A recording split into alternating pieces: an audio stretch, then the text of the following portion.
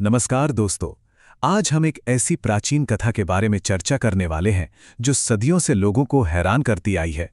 जरा सोचिए, जो इस पूरे विश्व का रचयिता है, जो सबसे शक्तिशाली और अनंत है, क्या वो कभी एक परेशान और शरारती बच्चे की तरह व्यवहार कर सकता है? तो चलिए बिना किसी देरी के इस रहस्य में गोते लगाते हैं। ये बिल्कुल वही सवाल है जो हम सबके दिमाग में आता है। मतलब सोचिए जरा, ब्रह्मांड के सर्वशक्तिमान रचयिता को एक परेशान माँ लकड़ी की ओखली से कैसे बांध सकती है ना एक बड़ा विरोधाभास। आज की इस चर्चा में हम इस कथा की गहरी पड़ताल करेंगे। ये कथा सृष्टि के सर्वोच्च नियंत्रक और एक छोटे बच्चे की मासूमियत और कमजोरी के बीच के अद्भुत अंतर को बहुत ही सुंदर तरीके से दर्शाती है। तो चलिए कहानी की शुरुआत वहां से करते हैं जहां से ये सब शुरू हुआ था, वो मक्खन चोर वाली कथा। सुबह का वक्त है और माँ यशोदा अपने घर के कामों में पूरी तरह बिजी हैं।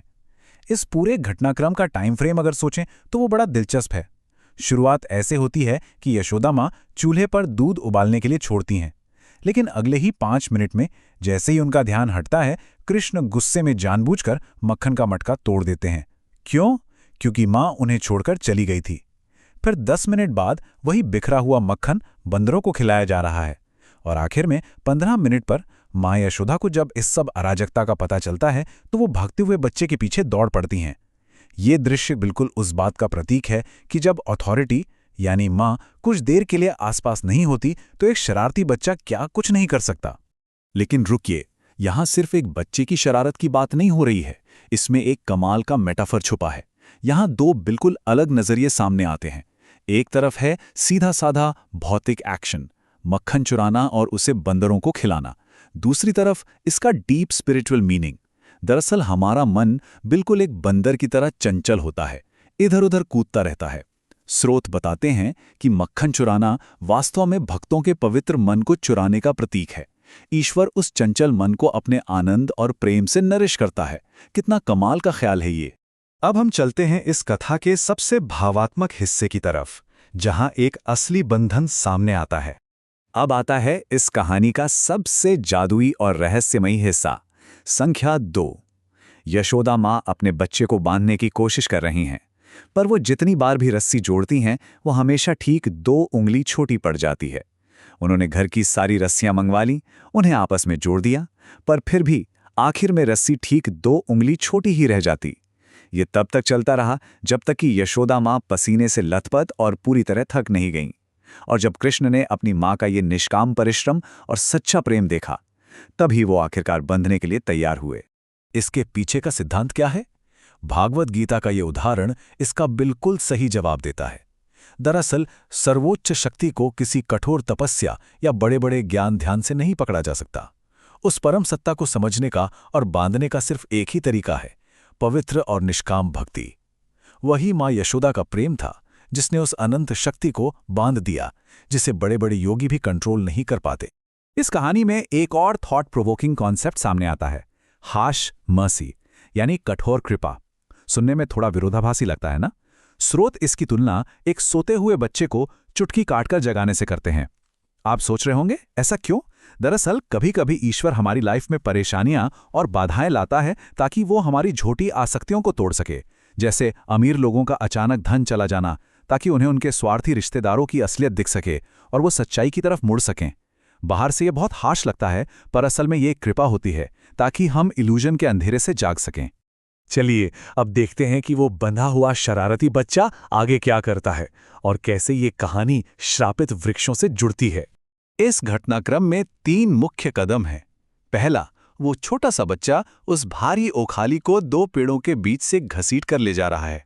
दूसरा, जब ओखाली वहां फंस जाती है तो वो जोर लगाता है और उन विशाल जुड़वा पेड़ों को जड़ से उखाड़ देता है। और तीसरा, कुबेरा के पुत्रों की मुक्ति। सोचिए, उस मासूम से दिखने वाले बच्चे में कितनी असीमित शक्ति थी। और दरअसल वो कोई साधारण पेड़ नहीं थे, वो श्रापित देवता थे जिनकी मुक्ति का समय आ गया था। यहां 2 बिल्कुल अलग व्यक्तित्वों की तुलना सामने आती है। एक तरफ हैं कुबेरा के बेटे, जिन्हें अपने अपरंपार धन और शक्ति का इतना बड़ा अहंकार था कि नशे में आकर उन्होंने महान ऋषि नारद का अपमान कर दिया और पेड़ बनने का श्राप पाया। और दूसरी तरफ माँ यशोदा, जो विनम्रता और प्योर प्रेम की एक मिसाल हैं। नारद मुनि का वो श्राप दरअसल एक कठोर सीख थी, ताकि उन धनवान देवताओं को अहंकार और धन के नशे की सच्चाई समझाई जा सके। क्योंकि सादगी और विनम्रता ही अक्सर इंसान को आध्यात्मिकता के करीब लाती है, जहां एरोगेंस की कोई जगह नहीं होती। अब तक हमने इस चर्चा में जो भी सुना, वो कहानी कैसे सदियों तक सुरक्षित रही, चलिए देखते हैं इसके साहित्यिक दस्तावेजों को। श्री श्री दामोदराष्टकम ये 8 श्लोकों का एक बहुत ही प्रसिद्ध और विशिष्ट संग्रह है, जिसे ऋषि सत्यव्रता ने रचा था। ये श्लोक सिर्फ एक पुरानी कथा नहीं सुनाते, ये उस पल की इमोशंस को, उस बच्चे के डर को, उसके रोने और वहां की हर एक छोटी से छोटी डिटेल को बहुत गहराई से एक्सप्लोर करते हैं। इन श्लोकों का वर्णन इतना विविध है कि आप इसे महसूस कर सकते हैं। मूल पाठ में बताया गया है कि कैसे उस बच्चे के कानों में पहने हुए मकर कुंडल यानी शार्क के आकार वाले झुमके डर के मारे हिल रहे हैं।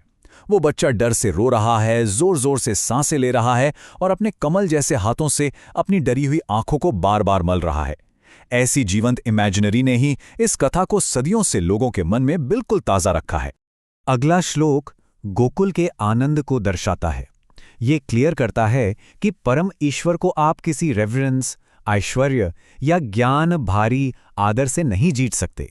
उस परम शक्ति पर केवल प्योर और नेचुरल लव से ही विजय पाई जा सकती है।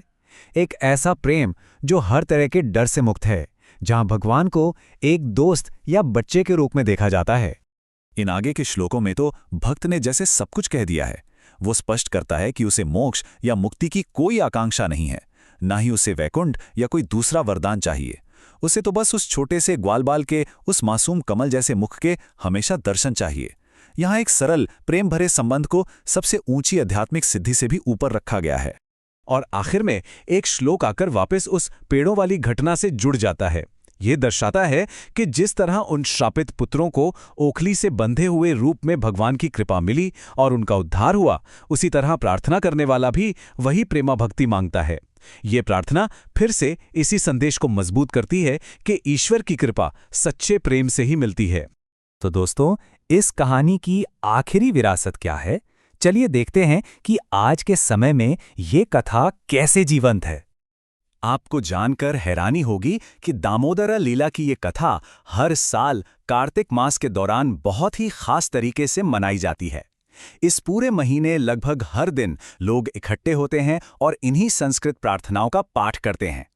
ये सिर्फ एक प्राचीन कहानी नहीं है, ये आज भी मिलियंस ऑफ लोगों का एक लिविंग ब्रीदिंग आध्यात्मिक अभ्यास है जो उन्हें एक साथ लाता है।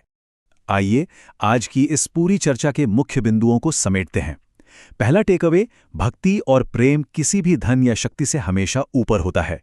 दूसरा, अत्यधिक वेल्थ इंसान को अहंकारी और अज्ञानी बना सकती है, ठीक कुबेरा के पुत्रों की तरह। तीसरा, सच्चा समर्पण और प्रेम सर्वशक्तिमान को भी बांध लेता है, जैसे यशोदा माँ ने किया।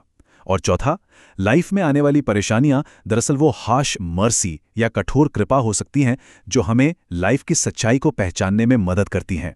तो जाते जाते एक सवाल छोड़कर जा रहा हूं आप सबके लिए।